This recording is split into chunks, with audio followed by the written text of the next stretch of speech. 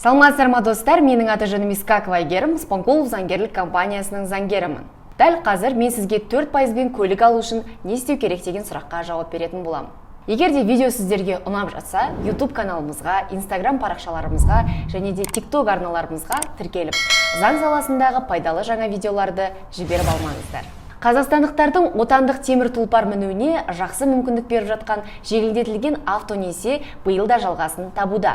Көпшіліктің арасында кеңінен биыл ғана қызу талқыға түсіп жатқанымен, бұл бастама 2015 жылдан бері жүргізіліп келеді. Сондықтан осы жылы қандай өзгеріс барына және басқа қандай ақпараттар білу керектігіне тоқталайық. 4%-дық автонесие беру шарттары қандай? Біріншісі, бірінші кезекте жылдық сыйақы мөлшері жылына 4%-дан аспауға тиіс, ал ішінде түрлі комиссиясы бар тиімді мөлшерлеме болса, ең көп дегенде 7,5% болу керек. Бұл дегеніміз, қосымша комиссия ұстамайтын банкке барып рәсімдесеңіз, пайызы өте аз болатынын білдіреді. Екінші, қанша теңгелік көлік алуға болады? Автокөлік құны 15 миллионнан, кейбір банктерде 10 миллионнан аспауы қажет. Үшінші, автокөлікті максималды түрде 7 жылға рәсімдеуге болады. Сондай-ақ 5 жыл не 3 жылға да алуға болады. Төртіншісі, алғашқы жарнасына келер болсақ, көбінде 10% шамасында, ал кейбір банктерде 5 не 0%-дық жарнамен де беретіндері бар. Автонесиенің қандай ерекшеліктері бар? Біріншісі, несиеге машина алған адам көліктің құнын төлеп бітпейінше астындағы көлігі кепілзат, яғни залог болып есептеледі. Екіншісі, оған каско сақтандыруын алуы міндетті.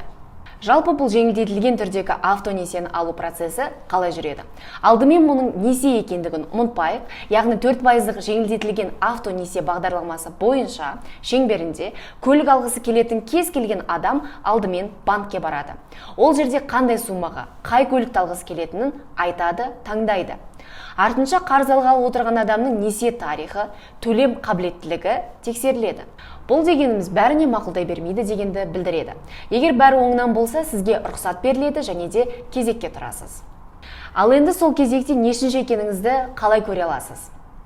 Биылғы жылдан бастау алған ерекшелік, ол сіздің өзіңіздің кезекте қаншасыншы болып тұрғаныңызды онлайн көре алуыңыз. Бірнеше қазақстандық банк қазіргі таңда кезегін білуге мүмкіндік беретін сервистер шығарды. Соның арқасында өтініш номері немесе ЖСМ бойынша кезекті қарауға болады. Ол кезекті қалай білемін десеңіз, несие рәсімдегелі жатқан немесе рәсімдеп қойған банктың ресми сайтына кіресіз, сол жерден ақпарат ала аласыз. Жеңілдетілген автонесие алуға берілген кредиттік өтініштердің берілуіне байланысты электрондық кезек жаңартылып отырады. Жеңілдетілген автонесиемен көлік алу үшін мына банктерден кредит рәсімдеуге болады. Банк-центр кредит, Еуразиялық банк, Форте банк, Халық банк, ВТБ банк Қазақстан. Келесі көпшілікті алаңдататын ең басты сұрақ 4%-дық автонесие арқылы қандай көліктерді алуға болады? Бірден айтайық, жеңілдетілген автонесие барлығы 24 түрлі автокөлікке ғана берілетін болып шешілді. Атап айтқанда, Кияның Picanto мен Rio моделі, ВАЗдың 7 моделі, ішіне Lada Granta, X-Ray, толық жетекті Lada, Largus және тағы басқалары кіреді.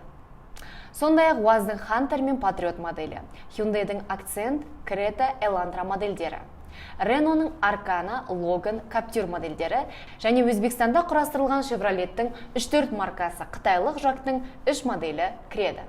Автокредит қалай рәсімделеді? Автокредиттің құжаттары екінші деңгейлі банкте ғана емес, осы бағдарламаның үйлестірушісі Қазақстанның Даму банкінде де қаралады. Өтініммен тиісті құжаттар алдымен екінші деңгейлі банкке тапсырылады. Банктың мақұлдауын алғаннан кейін алғашқы жарнаны салу қажет. Осыдан кейін біз ол адамды тізімге енгіземіз де оның құжаттарын Қазақстанның Даму банкіне жібереміз деп хабарлайды екінші деңгейлі банктер. Сөйтіп алғашқы жарнаны салып, Даму банкіне ақпаратты жібергеннен кейін барлығы дұрыс болса, автосалонның мамандары көлік алатын адамға хабарласып, құжаттардың мақұлданғандығы жайында айтатын болады. Қай банк қандай талап қояды? Бағдарлама арқылы көлік алуға өтініш берушінің жасы 21-ден кем болмау керек, ал қарыз мерзімі аяқталған кездегі жасы 68-ден асып кетпеуі шарт. Енді жоғарыда айтылып кеткен банктер қандай шарттар ұсынатынын атап өтсек. Отандық жеңіл автокөлікті несиелеу бағдарламасын екінші деңгейлі банктер әртүрлі пайызбен ұсынады. Мысалы, Халық банктен автонесие алатын болсаңыз, автокөліктің шекті құны 15 миллион теңгеден көп болмауы керек. Жалақысын осы банк картасы арқылы алатын азаматтар құны 5 миллион теңгеге дейінгі көлікті бастапқы жарнасыз ала алады. Ал басқа клиенттер үшін 20%-дан бастап беріледі. Құжаттар тізімі: өтініш иесінің және болса қосарлы заемшының ол қатысқан жағдайда жеке куәлігі. Банк Центр кредит акционерлік қоғамы жаңа автомобиль сатып алу бойынша ең жоғарғы сома ұсынып отырған бірегей банк. Яғни ең шекті құны автокөлікке 25 миллион теңгеге дейін беріледі. Ал бастапқы жарнасы 10%-дан басталады. Банктың ресми сайтында клиент қолданыстағы автокөлігін бастапқы жарна ретінде бере алатын болса, автосалон банкке қолданыстағы автокөліктің бастапқы жарнаны төлеу ретінде берілгенін құжат жүзінде растайды деп көрсетілген. Центр кредит банкінің басқалардан тағы бір ерекшелігі қосымша комиссия бар. Қарызды төлеу мерзімі кешіккен жағдайда қарыз сомасының 2% қосыла есептеледі. ВТБ банктың көпшілікке ұсынатын несие сомасы 2 миллион 250 мың теңге мен 13 миллион 500 мың теңге аралығында. Бастапқы жарнасы 10%-дан басталады. Несие мерзімі максималды түрде 84 айға дейін. 4%-бен автокөлік несиесін алғысы келетін Forte банк клиенттері үшін бастапқы жарна 5%-дан басталады. Несие сомасы 1 миллион теңгеден 15 миллион теңгеге дейін.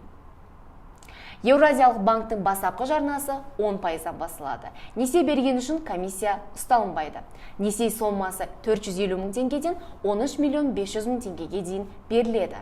Сақтандыру және автотранспортты кепілге қоюды рәсімдеу бойынша шығындарды да клиент өзі төлейді. Егер де видео сіздерге ұнап жатса, YouTube каналымызға, TikTok, Instagram парақшаларымызға тіркелуді ұмытпаңыздар. Заң саласындағы пайдалы жаңа ақпараттарды жіберіп алмаңыздар. Осымен видеомыз өз мәресіне жетті. Назар аударғандарыңызға рахмет. Сау болыңыздар.